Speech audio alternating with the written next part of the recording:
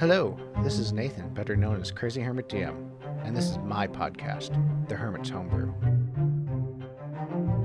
Joining me today is Brent from Langeministudio as we talk about Dungeons & Dragons and tabletop gaming.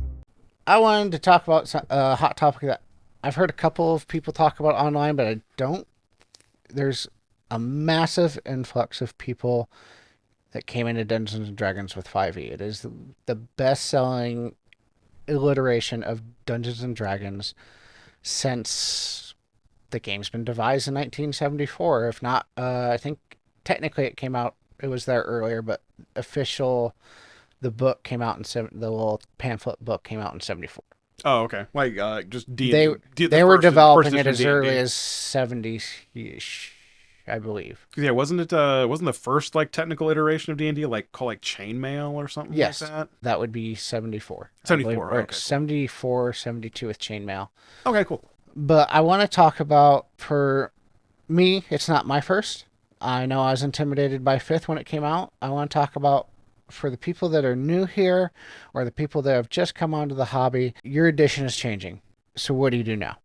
Yeah, now what? The Dungeons & Dragons communities is like buzzing, obviously, whether it's with excitement or interpretation or hesitation, or perhaps they're really thrown off by Wizards of the Coast. It's like we are. Mm-hmm. As they prepare they just came out actually with the new book. What was it? A month ago now, or in September?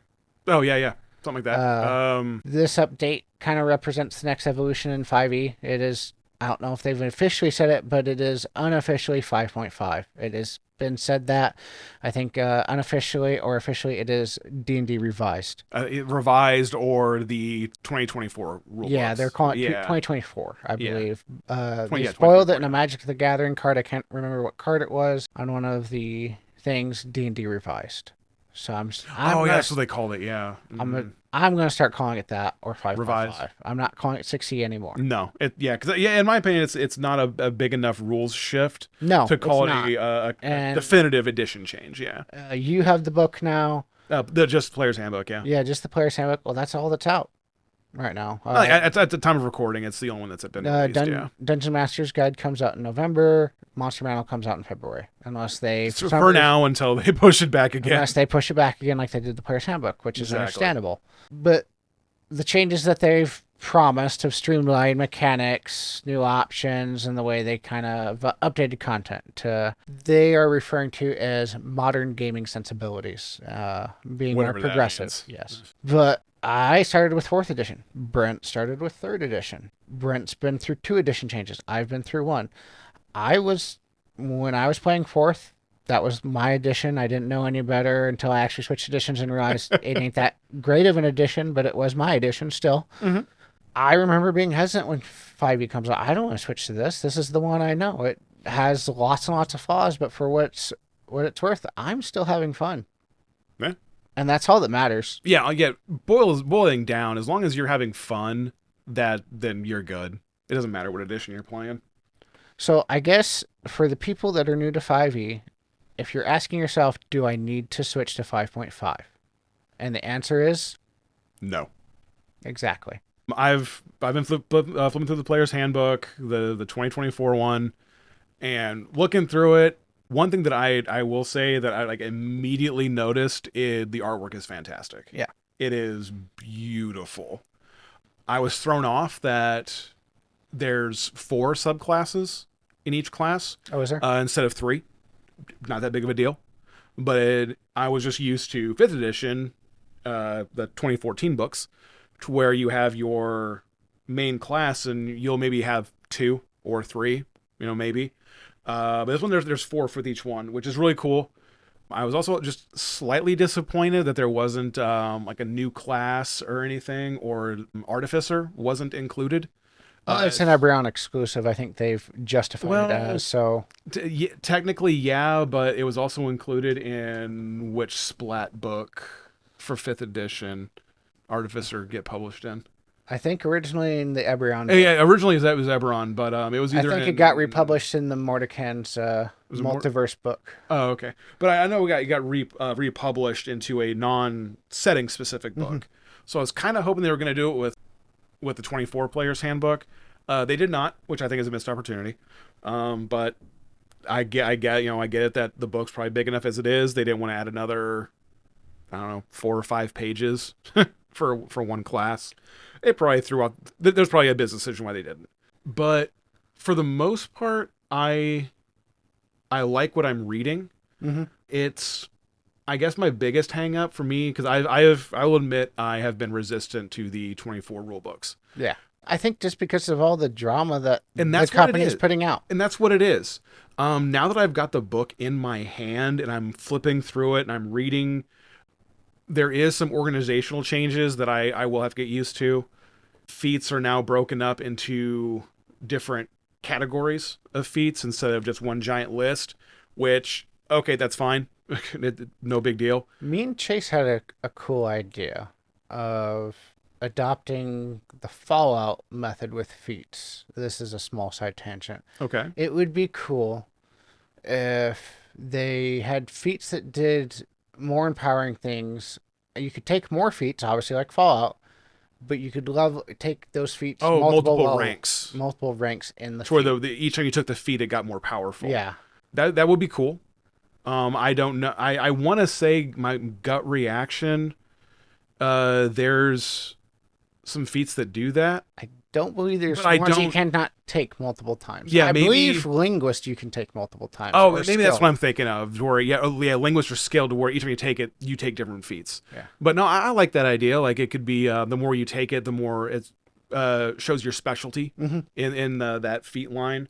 Or in that specific feat. Sorry, that was a 3.51 feat lines, to where you could take this feat, which led to that feat, which led to that feat. But yeah, if you take this one, it goes up from a +1 to a +2 to a +3 to yada yada yada. That's interesting. Like a Linguist 1, 2, or 3. I mean, that's an easy one. Yeah, that's an easy one. But we'll get into the Warcaster thing here a little bit further down the line with some of the adjustments I want to talk about. But on your idea with, like, say, Heavy Armor Master. Heavy Armor Master, at initial reception, you gain proficiency in heavy armor. You take it again, you get a +1 to your armor class while wearing heavy armor. You take it again, you get a +2 to your armor class while wearing heavy armor. I mean, you just burned 3 feat slots. And if they're as scattered as they are in 5th edition, every 4 levels, unless you're a fighter, that's a heavy investment. That's a huge investment, yeah. So I could see that, like, if not done correctly, can get overpowered. Yeah. But I also think it could be really cool. So no, that's an interesting idea. But yeah, going back to the book, I'm not too screwed up about the player's handbook. I'm not seeing any, like, huge glaring mistakes. From what I've seen of the blurbs online, no, I'm not too. I'm interested to see how the character setup goes. Start off with the background, I believe. Yeah, you get a. It's where you come from, basically. Yeah, the story point of view. Yeah, and so it's kind of like that's going to be some character creation is definitely going to be a learning situation. I think it is for anyone. Well, for anyone. Yeah, and so this is a really good time to get into it. If you're thinking about getting into D&D, now's a really good time to do it, because even the old hat players are kind of starting out in the same area with the new ones. We have to almost relearn how to make a character. Not completely, but it's just a couple of the steps have changed to where you maybe change your decision-making process a little bit. But it is kind of a point to where everyone almost seems to be starting on the same square. Now, the thing that they did say when they were making this, because it is 5.5, is that it should be backwards compatible with 5e books. You should be able to take the things that you have already and already invested, 10 plus years into, because I think 5th edition's been around since 2014, actually, 2014. Yeah, it's been 10 years. Yeah. Yeah. Because that's how they judge between the rules. Actually, I'm just thinking about it. Yeah, 14 to 24. 2014 to 2024, Mm-hmm. which is actually one of the longer running editions of D&D. Honestly, yeah, I didn't know that personally going because I Except started for second edition, just because there's that vague. Yeah. But yeah, I started early 2000s. I'm going to say 02, 03, 04 ballpark. I don't remember exactly when my first game was. And yeah, that was 3.5. I believe it had just been released within a couple of years of that. So yeah, that's where I cut my teeth on 3.5. And it wasn't until, so when fourth edition came out, I had already graduated. I'd graduated college, and that was maybe 6 years after that. Yeah. So you're 10 years and you probably have a little bit more experience with this, especially with third edition. With this question, with third edition players, is there a big divide between 3.0 or 3.5 players? I've never heard of it. With the group that I played with, all of them played third edition to 3.5. I never heard them once.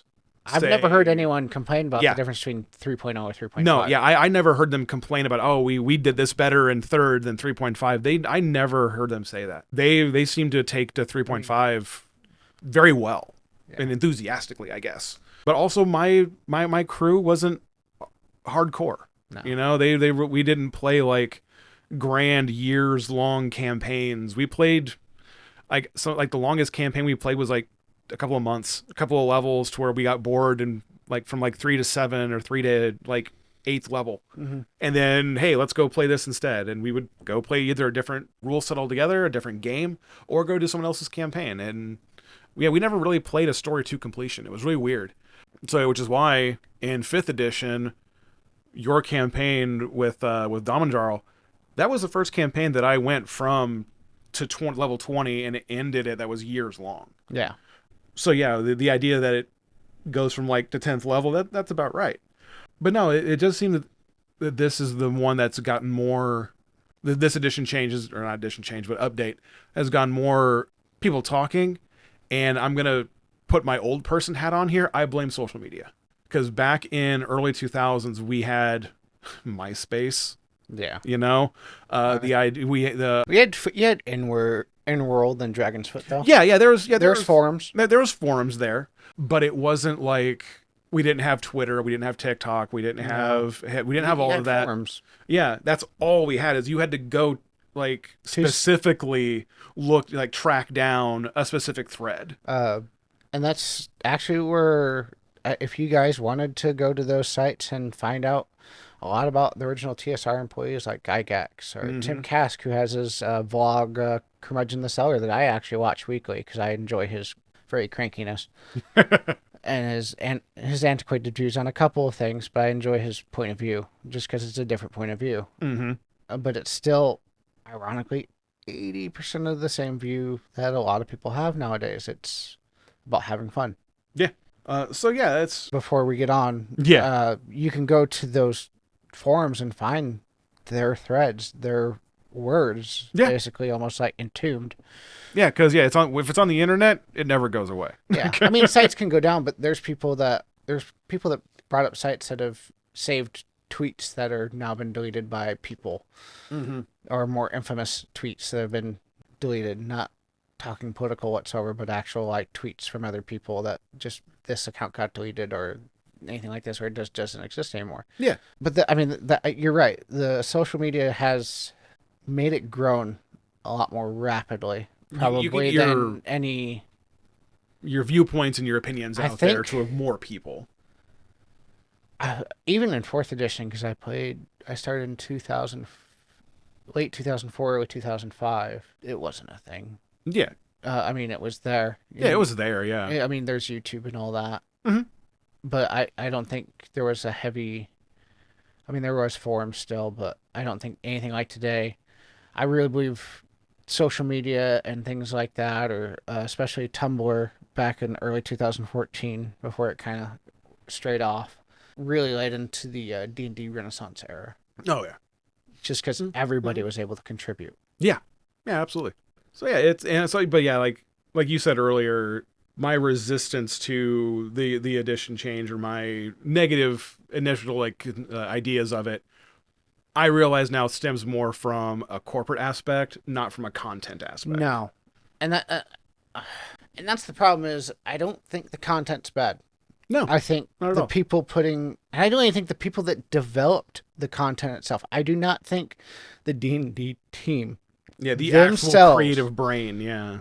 the Jeremy Crawfords and the Chris Perkins and everyone under them, whoever's running Dungeons and Dragons now, I do not think they are bad. I think Hasbro's and all that sort of stuff, and to get on a small side tangent, it's just the same as like Star Wars right now. I believe corporate gets their fingers into things and doesn't let the garden grow naturally like it should. Just let the plants grow. Yeah. Stop thinking you can improve the growth. Mm-hmm. Yep. You're not. The more you keep touching things, Yep. you're going to hamper. I think that's where my hesitation is. It's just a more of a value standpoint of I don't agree with everything they're doing or going after creators or anything like that. And it has put a major smudge, I guess would be the metaphorical smudge, or at least a hesitation for me wanting to look at this, or now I'm looking at other editions because I don't want to support Wizards of the Coast. And that's sad because I want to support these people creating the official products, but your bosses suck. Yeah, exactly. It's definitely that support the peons, not the... If I could, I would. Yeah, exactly, yeah. I'll tell anyone that works there at Wizards of the Coast, what you guys are developing is great. Yeah, and it's same as a toxic work environment. We've all worked at those toxic work environments, and we talk about the people we worked with. There's tons of people I used to work with that I still love and still in contact with. Oh, yeah. But the bosses I had, I could give. Yep, absolutely. Before we get on a bigger side tangent, but like the 2014 rules, known, as we talked about as 5th edition, represent a major departure from a more complex 4th edition that was created with accessibility in mind, but I think it got really convoluted in the way I think it was meant to tap into the MMO market. In my opinion, it felt less like D&D and more of like World of Warcraft TTRPG. I think. Yeah. But the focus was on a streamlined experience with 4E, and that's what it did with 3rd edition. And we've talked about this on this podcast a half a dozen times before, of like 3rd to 4th, you could take 3/4 of a page on 3rd edition, and they turned it into a paragraph on 4th. They streamlined the rules, which I think, in a very convoluted way, because when they made 5th, their goal was to take the best of all the previous editions and then talk to all the players that were willing to give them feedback as much as they could and build 5th edition. That's what they did, and that's why Mike Merles and Jeremy Crawford and all of them, they built a winning product. Yeah. Mm-hmm. 5th seems like a good happy medium between the previous editions. Yeah. And from what I've heard at the time of the beginning of 5th, Dungeons and Dragons was a room full of people and the rest of it was contracted out. Oh, wow. Minds of Phandelver? Yeah. From what I understand, was written by Kobold Press. What? Yeah. Or Paizo, maybe. One of the two. I could be wrong. You guys, I tell you what. Yeah. If I'm wrong, leave it in the comments down below this podcast. I need to know the right way. I'm going to check it myself, but I want you guys to correct me in the comments down below. Yeah, because that's big. Yeah. Paizo, and then before 5th edition came along, Paizo was winning all the awards. Paizo ruled. So, 5th edition, I feel, and like I was mentioning, I don't even think it's a feeling anymore. I think it's a fact that it is the most popular and best-selling edition of D&D. I believe you're right, yeah. Yeah. I think even when you take like inflation and selling things and all that sort of stuff from like when first D was just wildfire. Oh, yeah. And to incorporate all that feedback that I was talking about from your players, and basically helped to build this edition. Mm-hmm. Yep. Yeah, absolutely. So let's get like into like what's changing between 2014 and 24 from what we know so far. So the major mechanic of like 5e that I fell in love with, and I think it's one of the best things that they've come up with, is advantage and disadvantage. It's a major departure from +2s or +5s, which I think statistically that is what advantage does. It gives you a +5 or a +6. Yeah, because 3.5, your magic items, like they had a very complex way of creating your own magic like weapons, to where you could create a weapon that was essentially up to a +10.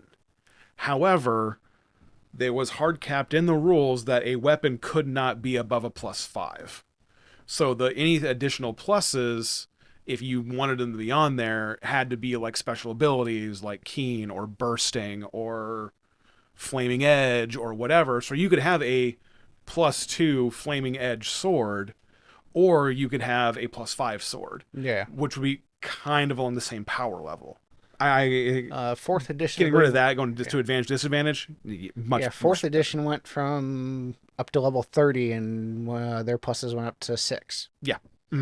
I think just the stacking pluses of being able to calculate this weapon does this with this ability and all this, the stacking bonus things, I really feel just streamlined the advantage, at least did. Oh yeah, absolutely. I agree. Yeah, I really like the advantage disadvantage system. Yeah. From 4th to 5th, they went back to some more skills and proficiencies, or made it a little bit more focused, as they had in like 2nd and 3rd. Yep. I know. In the 3rd, you had like 20 some skills. I know 1 that it wasn't like skills weren't a big thing, but I know from what I've heard from other people talking about it, that's where Gygax wanted to go next, was skills. Oh, okay. Especially like expertise, where you basically get like double proficiency. Yeah. I think that's nice. I think that was a 3rd edition thing as well, if I remember right, or from what I've read at least, not remember. But to my recollection, 3.5 didn't have a proficiency bonus. You were either proficient in it or you were unproficient in it. Proficient meant that you could put when you got skill points at level up, you added them at a 1-to-1 point. To where if you put 2 points into the skill, you got a +2. If you were unproficient, that it was a 1-to-2 transfer, to where you had to have 2 points, 2 skill points into the skill to get a +1 to it. So that's why you would have like cross-class skills or anything like that. So the idea of proficiency takes away the whole skill point, like point buy system. So again, it's just more of a streamlined process rather than and it made it less crunchy. I really feel that way, especially with 4th edition towards the end, and from what I understand of 3rd edition. I haven't played that one. I think I've played like 1 session or 2 sessions of it, but it was extremely. 4th edition got extremely crunchy towards the end with all the cards that you like. I didn't even do cards and all that. I just printed off the sheets of the cards and thing and just kept it that way. Oh yeah, I did we did hand-drawn index cards of all like your encounter abilities or your dailies or at wills. I just spent the money on the character builder and printed it off, and there you go. With the massive amount of printer ink that you'd go through, because leveling up was easy in that edition. Yeah, it was. You leveled up left and right. Well, because they were going from 1 to 30, not 1 to 20. Yep. Yeah. But judging off like advancing to 5.5, like judging from what I've seen, the 2024 rules take a close look at like class balance, I believe, or at least they're attempting to. Trying to, yeah. There's a couple of like things that I've seen off like online, because I don't have the book yet myself. I'm planning on buying it after October, especially with the Dungeon Master's Guide. That, and like you mentioned, it comes out with 4 subclasses instead of the usual 2 or 3, which at least off the bat gives a little bit more customization, at least for 5.5, if you're not willing to back convert or exactly a little footwork. You mentioned earlier, I don't know if it was off camera or not, off microphone or not, but you mentioned the feat overhaul. You said that feats were a lot simpler than even 5e, which are already pretty simplified. Or at least like they're reorganized. They're reorganized. Yeah, they're in different. They seem like they're in different groups. I haven't done a deep dive on that yet because work's been crazy. But yeah, they do seem like they're in different groups. They're organized in different groups or subsets, which again isn't that big of a deal. Instead of just one giant massive list, you've got like 3 lists back to back. Again, I'll probably take a look at those in the next day or two, just to get familiar with them. And I would like to see some rebalancing, because in 5th edition there were some feats that were just straight up useless. Yeah. Like there was absolutely zero reason to take this feat unless you talked to your dungeon master and said, I want to take this feat, and then the dungeon master would have to include situations to make that feat even usable. Tavern Brawler, I've never in the 10 years I've played 5th edition seen anyone take I've that. never heard of anyone even taking that, unless it was like a super hyper specific build that the DM would have to go out of their way to accommodate, type of a thing. Yeah, basically, I want to be able to take anything that you throw on the map and use it as a weapon, I think. Yeah, because it made improvised weapons instead of D4 or D6, I believe. Something like, yeah. It's like, yeah, you see, even that, I don't even remember. I don't even know what that feat does anymore, because it doesn't get used. Like, I don't think it's a very popular feat. Yeah, just use an axe. Like, that's super readily available. Even if you're just walking around town, someone's gonna have an axe laying around because they gotta chop wood for their fire. Like, oh hey, I'm just gonna grab this axe or a blacksmith's hammer or something like that. Something like that. Yeah, a pitchfork is a spear. Yeah. So it's like, why worry about what a stool does or a mug or whatever? Unless you just want to be funny. Like, I just hit you with a pewter mug. Hey tabletop gamers, thank you for watching this episode of the Hermit's Homebrew. We come out with new episodes every Wednesday. Remember to like, subscribe, and share with your friends as we continue to level up and grow.